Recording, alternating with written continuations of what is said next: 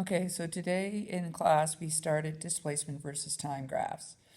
The PowerPoint that I had up on the smartboard, I've also uploaded to the file, so the folder. So you might want to have this sheet from class in front of you, open the PowerPoint to run it, and then have this video of me talking in the background. So it'd be exactly like what you would do in class. You'd be looking at the smartboard of the PowerPoint, writing on this sheet in front of you, and listening to me.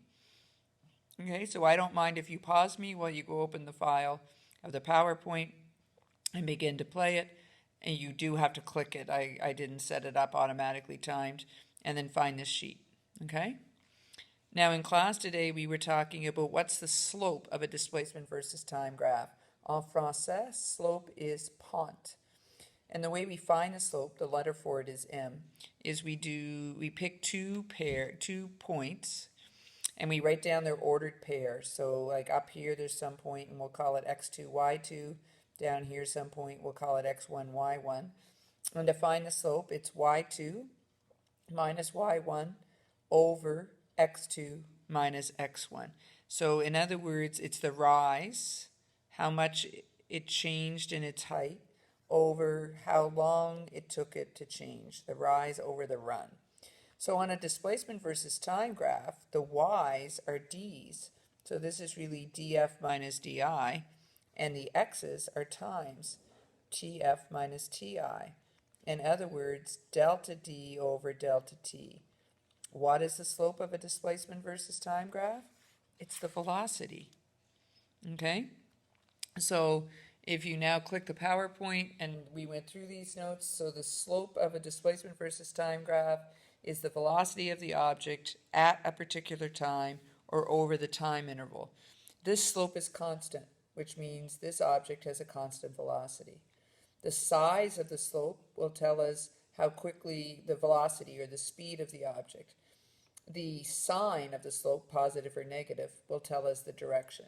So for those of you that missed class today, you might want to pause me and write down the notes. Those of you that were in class today, you already have those notes written down.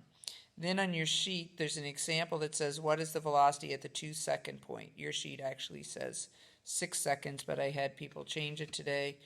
And so again, that was already done for you in the class. You just pick the 2 points and do y2 minus y1. And I think you get a slope of 2 meters per second. All right, so then we went through these next graphs, and my apologies for those I ended up in different spots with all classes, so that's why I'm doing this. So we said, okay, what's the slope of this line? Well, it's constant and it's positive. So that means the velocity must be constant and positive. So it means the object's moving at a constant speed in a positive direction. It starts down here on the negative side of the axis, which means it's like starting, maybe the 0 is your house, and you're starting west of your house, and you're moving at a constant velocity, but when you get to your house, you keep going, and now you end up east of your house. Okay, so constant velocity, constant speed, positive direction, 0 acceleration. This one, the slope is negative, but it's still constant, which means the object's moving at a constant speed, but in a negative direction. So this time you're starting east of your house and moving west, and you pass by it. C might be the easiest one of all. The slope here is 0. If the slope is 0, it means the velocity is 0, which means the object is at rest. Right? It's not moving, it's staying in this same spot, whatever this spot is, the whole time. Okay? All right. D. Here the slope is changing, so that means the velocity is changing. If you look, the slope down here is pretty close to horizontal. It's going to be really tiny, so the velocity is pretty tiny down here. But as the time goes on, the slope begins to get bigger and bigger and bigger. It's quite big up here, which means the speed is quite big up here. So this object is speeding up, okay, in a positive direction because the slope through it all is positive. So it's speeding up in a positive direction. And if it's speeding up and traveling in a positive direction, it means that the acceleration will be positive. If it was slowing down in a oh wait, I'm getting ahead. Well, that'll be the next graph. Okay, so speeding up, positive direction. And now everybody, I don't think I got past this one with anyone, so now you might need to pause me on each graph to write stuff down. Or you can go back at the end and go through slide by slide. Okay, flip the page over. What is this one doing? Well, if you do the slope here, it's going to be negative. If we look at it, it's fairly big here, and it's getting more horizontal up here, right? So it's slowing down. So it's slow. It's still moving in a positive direction. I said negative slope, but it isn't. It's still moving in a positive direction because the slope is positive, but it's slowing down. So it's slowing down, but in a positive direction.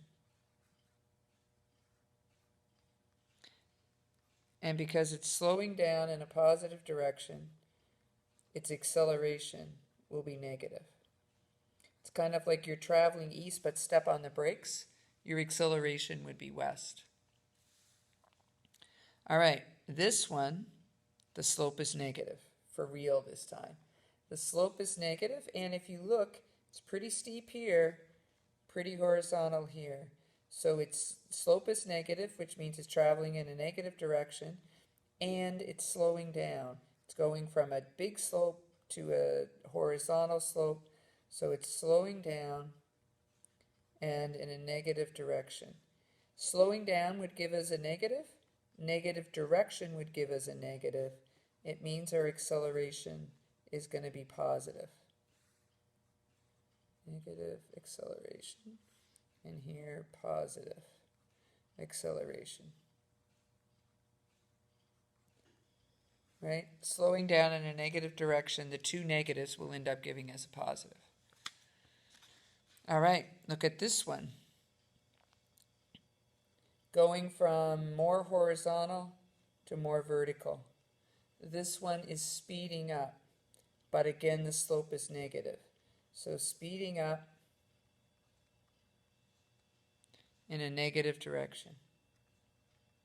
Speeding up would result in a positive, and then a negative direction would be a negative. A positive and a negative means the acceleration is negative.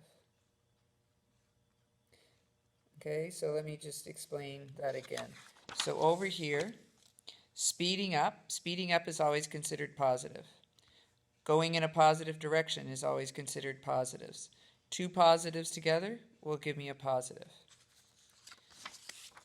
Here, positive direction is a positive, but slowing down is a negative. And when you combine a positive and a negative, you get a negative. Slowing down is a negative. Negative direction is a negative. When you combine two negatives, you get a positive. Speeding up, we said, is always positive. Negative direction, always negative. When you combine a positive and a negative, you get a negative. Okay, if we think about this in real life, something that's speeding up but in the negative direction would be like a ball falling. As it falls, it speeds up, but it's falling downward, so that's a negative direction. Okay, so we would say the acceleration was negative. All right, just a couple more. This one has, it's going to change direction.